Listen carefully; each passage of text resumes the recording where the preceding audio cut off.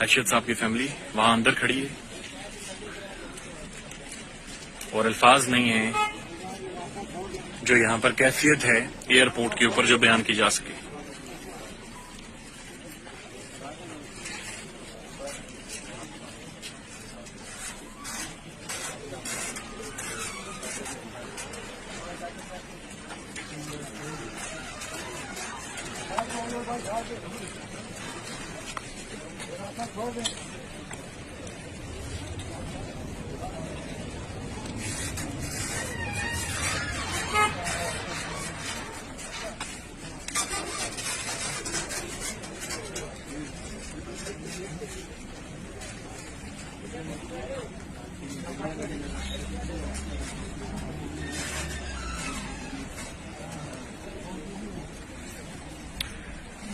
Airport पर तमाम senior साफी अरशद शरीफ साहब के चाहने वाले लोग दोस्त सारे मौजूद हैं।